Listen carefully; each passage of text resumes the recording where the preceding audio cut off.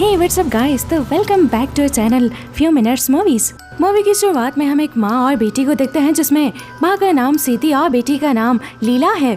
और ये दोनों माँ बेटी मुर्दों को नहलाया करती थी। अभी वो दोनों जिस बॉडी को वॉश कर रही थी, उसके जिस्म पे बहुत सारे कट्स के निशान थे और उसकी एक आंख भी बहुत ज्यादा जख्मी थी। अब एकदम हम उस बॉडी की आंख खुलते हुए देखते हैं और यही ये सीन कट हो जाता है। अब हमें कुछ टाइम के बाद का सीन दिखाया जाता है, जहाँ पर मिसेस आइडा के बेटे की सरकमसेशन पार्टी थी।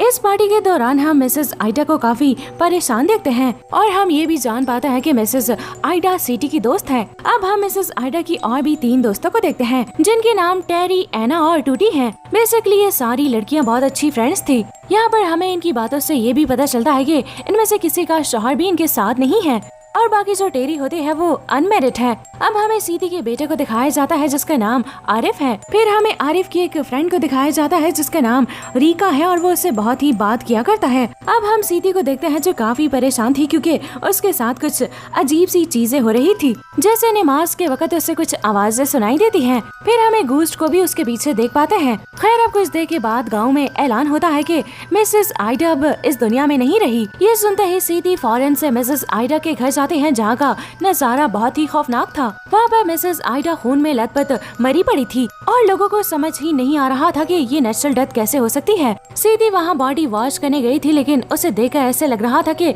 उसे कुछ तो मालूम है। खैर, अब सीधी घर आ जाती है, लेकिन वो अपने आप ही गिर रही थी, जैसे कि वो भी बीमार हो गई हो। अब फिर थोड़ा आराम करने के बाद सीधी मिसेस आइडा के खून वाले कपड़ों को जलाने लगती है। अब सीधी की हालत बहुत ही ज्यादा खराब होने लगी थी। उसे भी अजीब अजीब चीजें दिखाई देने लगी थी। अब जैसे कि मिरर में उसको अपनी जगह अपना गोश्त दिखाई देता है, जो चिल्ला रहा होता है। अब रात में सीधी और लीला साथ सो रहे होते हैं, तो हम उनके घर में एक परछाई को एंटर होता हुआ देखते हैं। यहाँ पर सीधी की आंख खुलती है और वो उस परछाई को छत पर क्लियरली देख पाती है। और अब सीधी कुछ कर पाती इससे पहले ही वो परछाई उसे अपने अंडर ले लेती है। फिर जब लीला उठती है तो वो अपने बराबर में अपनी माँ को खून में लथपथ मरा हुआ पाती है। अब सीधी की मौत से लीला और आरिफ बहुत ज्यादा टूट जाते हैं। अब रिचुअल्स के हिसाब से लीला ही सीधी को वॉश कर सकती थी, क्योंकि वो अकेली ही इस गांव में कॉप्स वॉशर बची थी। यहाँ पर बॉडी वॉश करते हुए लीला नोटिस करती है कि उसकी माँ की बार बार आंखें खुल रही थी, इसलिए वो दुआ करती है कि अल्लाह उनको बख्शिश दे। फिर लीला नोटिस करती है कि उसकी माँ के मुंह में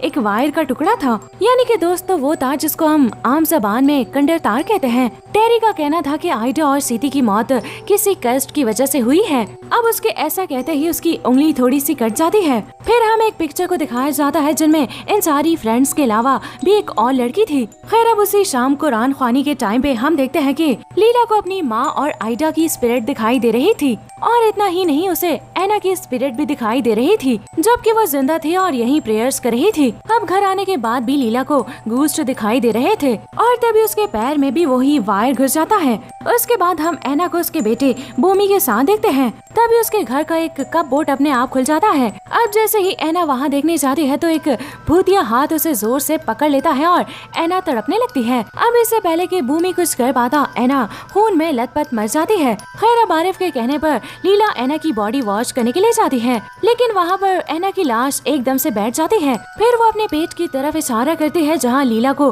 फिर से एक वायर मिलती है और एंड में एना हेल्प कहकर चुप हो जाती है। अब यहाँ पर लीला को समझ आ चुका था कि इन सभी मौतों के पीछे कोई ना कोई तो कनेक्शन है, इसलिए अगले दिन लीला भूमि से मिलने जाती है। यहाँ पर भूमि लीला को बताता है कि उसकी माँ मरने से पहले किसी नूर का नाम ले रही थी। फिर वो उसे एक पिक्चर भी दिखाता है, जिसमें इन सारी दोस्तों के अलावा एक और लेडी भी थी और वो नूर ही थी। यहाँ पर भूमि का मानना था कि इन सभी मौतों से नूर का कोई तो लेना देना है, लेकिन नूर तो खुद ही इस दुनिया में नहीं है। अब अगले दिन लीला आइडा की कब्र को खोद कर देखती है तो उसे उसके पैर में भी वही वायर मिलती है। तभी एकदम लीला को लगता है कि बहुत सारी डेड बॉडीज उसके आसपास आ गई हैं और उस पे हमला कर रही हैं। अब इसलिए वो डर के मारे कब्र को खुला छोड़कर भाग जाती है। और अब अगली सुबह पूरे गाँव में ये खबर फैल गई थी कि किसी ने तो आइडा की कब्र को छेड़ा है। मगर यहाँ पर लीला तो रुक ही नहीं रही थी और वो आइडा के घर जाकर उसके सामान में से नूर की और पिक्चर्स को ढूंढने लगती है। अब जब लीला घर पहुंचती है तो वो देखती है कि आरिफ को कब्र खोदने वाला उसका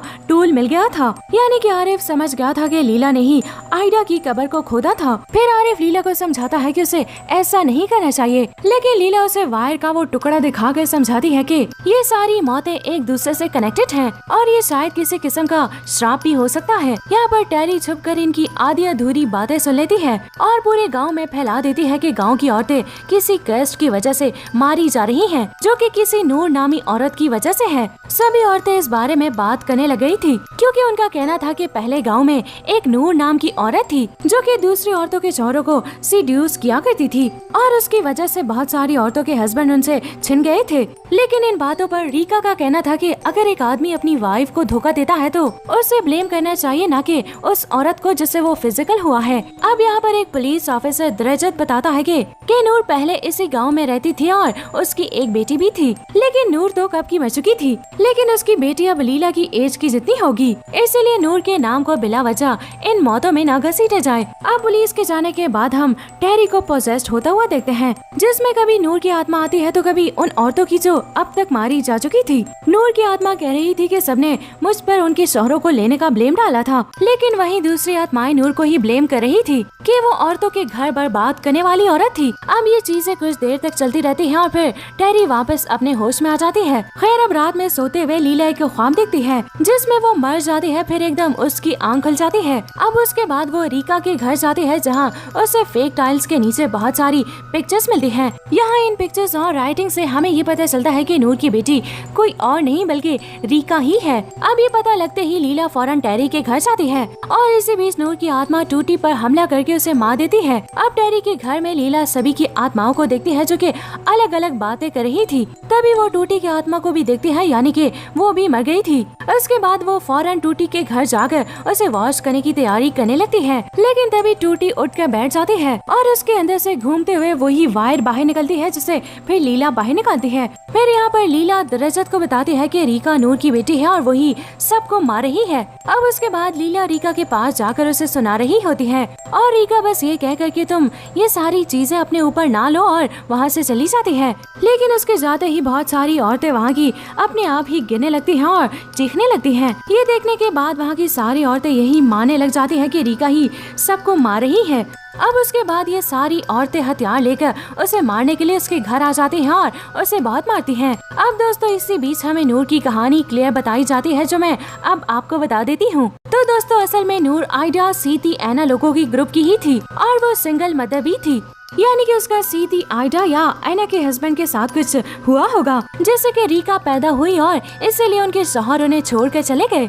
लेकिन यहाँ पर सभी लोग नूर को ब्लेम कर रहे थे कि वो औरतों के शौहरों को चराकर उनका घर बर्बाद करती है। फिर इसीलिए उन लोगों ने नूर को भी बहुत मारा और उसको बिप्ट वायर से बांध भी दिया था, जिसकी वजह से उसकी आंख, पैर और कमर में वायर घुस गई थी। और इस सब में आयडा और उसकी फ्रेंड सबसे आगे थी और इसी बीच नूर भी मारी गई थी। तो बस इसीलिए नूर की आत्मा सबसे बदला ले रही थी और ठीक उसी तरह जैसे उसे मारा गया था। यहाँ पर रीका जो नूर की ही बेटी थी, पर उसका इस सब में कोई हाथ नहीं था। और दोस्तों, मूवी के स्टार्ट में जिस बॉडी को सीधी और लीला वॉश कर रही थी, शायद वो नूर की ही बॉडी थी। अब लीला की वजह से गांव की औरतें वही कर रही थी जो उन्होंने पहले किया था। फिर रीका इन्हें बोलती है कि पहले ही तुम सब ये सब कर चुके हो, जिसकी सजा तुम लोगों को मिल रही है, मगर तुम लोग उसका जिम्मेदार मुझे ठहराकर मुझे ही मार रहे हो। लेकिन गांव की औरतें ये सब थोड़ी ही सुनने वाली थी, इसलिए वो उसे बहुत मारती हैं और लीला पीछे से खड़ी होकर बस ये सब देखती रहती है। वहीं एकदम सीधी की आत्मा आकर लीला को कह रही थी कि ये सब रोको, ये गलत है। तभी लीला को भी रियलाइज होता है कि रीका के मरने से ही